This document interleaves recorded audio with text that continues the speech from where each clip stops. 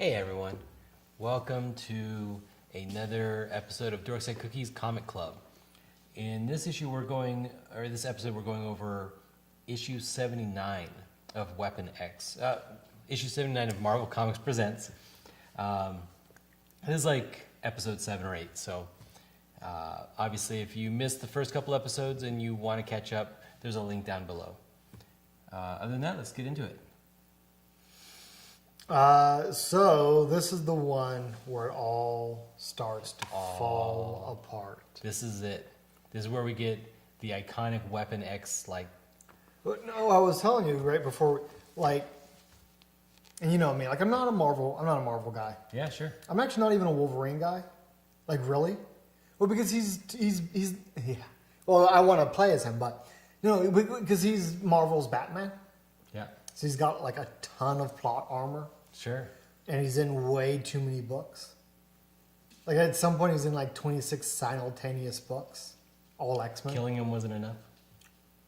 No, it wasn't because he brought him right the fuck back. He's already back? Old man Logan. Oh, yeah, you're right. Yeah. So, I'm just pointing out, I'm not necessarily the biggest Marvel fan, and actually, Sure. There's a lot of things about Logan I don't care for because he got the Batman treatment, and it kind of just doesn't matter, or the writer doesn't really know what they're doing with him. Mm-hmm. But this, if there was more things like this with this sort of depth and horror, I wouldn't be able to get enough of it. The helmet alone, and I'm sure you can get an image up for the people, but that's 80s cyberpunk type stuff. Yeah, very much so. Yeah. It looks heavily influenced by anime and maybe some of the stuff Awww was doing in his books. He's really big on all of his physical things, and all the computers were high. I mean, he drew people well too, but the way he drew computers and buildings and landscapes were incredibly detailed. And this just reminds me of that type of Japanese influence where the robot thing is just as important as the person, and giving the robot thing good detail and good structure. This is fantastic. This just looks, I don't know, it looks dope. I love it. And then the very next image, you get one of the most solid pieces of imagery of what it looked like for Logan to be in his Weapon X outfit. Yeah. Which is the helmet, which I guess gives him a longer range to control him with. Again, 10 miles. It's very important. Very important. And then a more 60s, 70s technology, because these I think are just batteries. Yep. But they got a bunch of switches and dials on them that I know nobody could ever explain away, and it looks fantastic. I love it. This is the stuff I love. This is Wolverine being out there under control of the Weapon X program, getting ready to prove why the Weapon X program was worth it. So it opens up.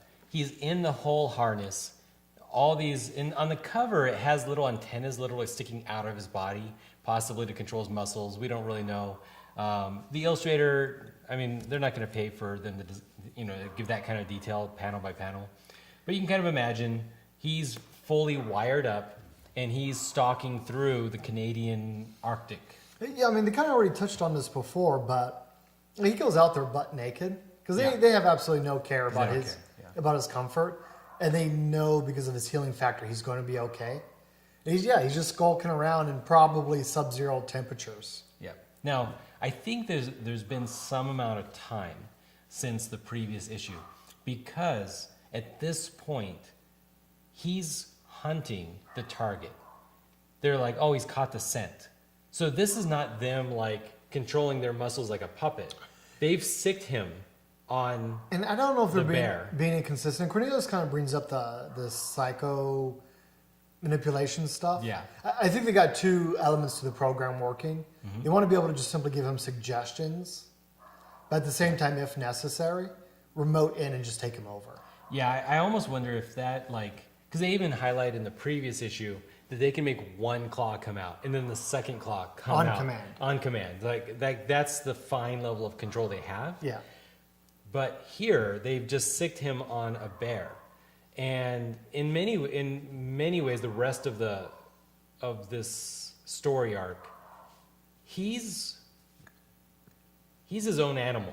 Yeah. Like they just yeah. kind of like point him in a direction, and I mean, it's really kind of a moot point and small, but I mean, I kind of like. There's been so much attention to detail. Mm-hmm. I would have kind of been okay with like a little clarity on that. I mean, at this point, I kind of, and we see where the story goes, but I kind of wish it was like a Weapon X miniseries, 24 issues, showing him and like some of the missions he went on under the program, just to kind of like flesh out more how the program was being operated and the forces that were trying to influence the program. Mm-hmm. But I mean, either way, I also mentioned this, something that they're keeping it really grounded. Because a person fighting a bear and ripping a bear to pieces with his bare hands is huge. But in comic books, that's tiny. Right? Yeah, yeah. But I like it because if he was ever to then eventually go up against Sabretooth or something, like it's just that buildup. Mm-hmm, mm-hmm. I'd love to see a scene of him fighting a bear. Yeah. And like let the story start there as you build him up to taking on bigger, more giant things. Now, the bear is the 12th and I guess last animal they have him kill. Oh, so yeah, you're right. They've been at this for a little bit. Yeah, we don't know if that's 12 days, 12 weeks. I mean, who knows? Well, they've been testing it though. Yeah. They're trying to work out the kinks.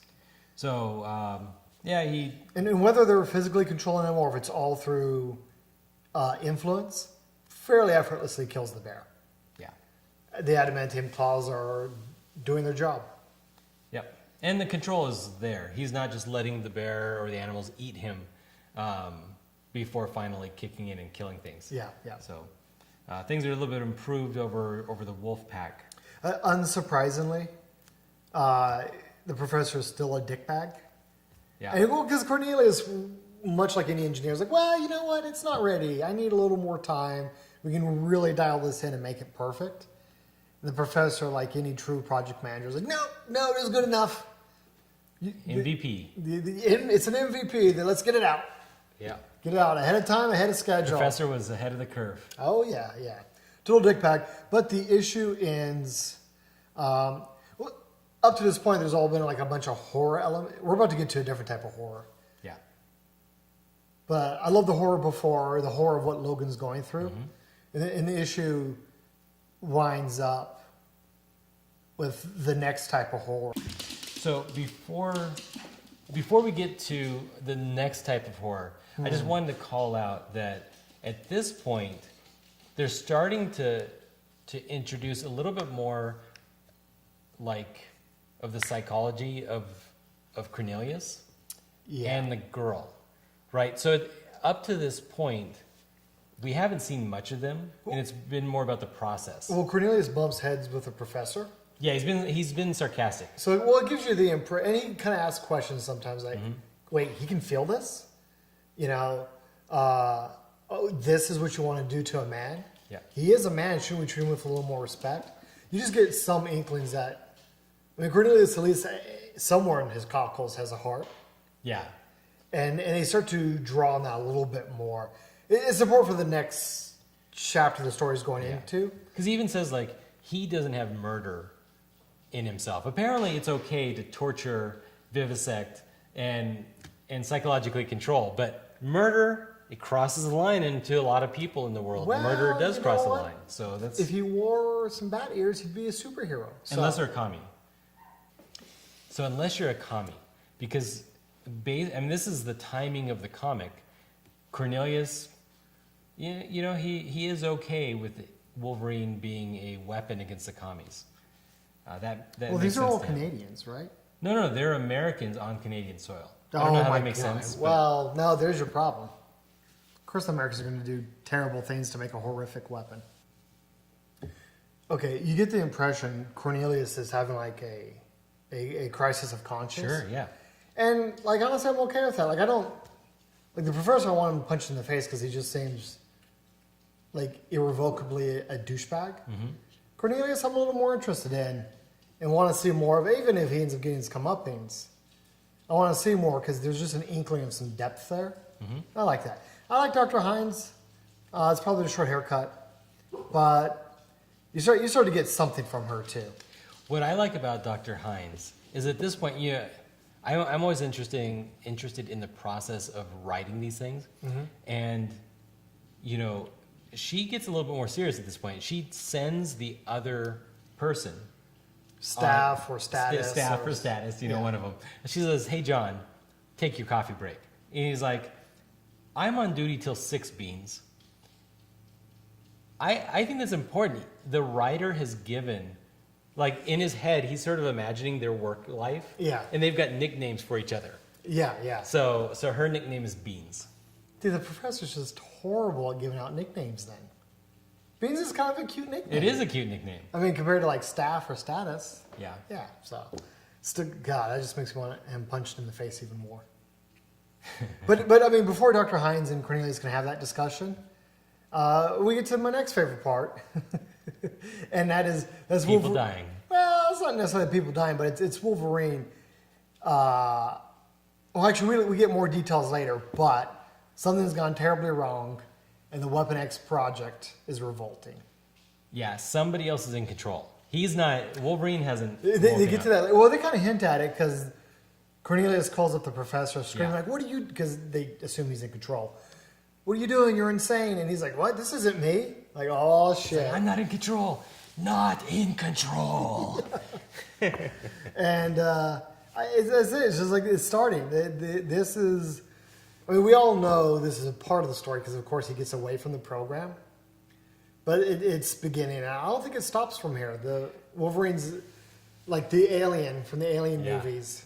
And he's going to start skulking through the facility, just ripping it apart. It's now the reverse. Now he's the horror. Yes. Now he's the monster for them, just tearing them apart. Yeah. This is great. The issues just get better after this. They do, yeah. Yeah. I can only imagine.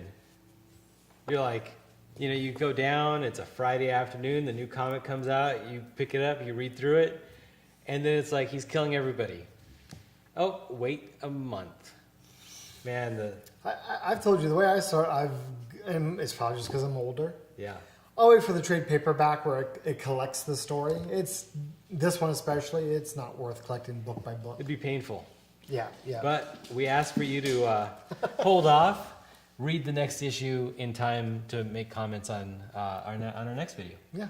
So, with that, next video is going to be issue 80 of Marvel Comics Presents. So, hopefully you join us then. Bye, guys.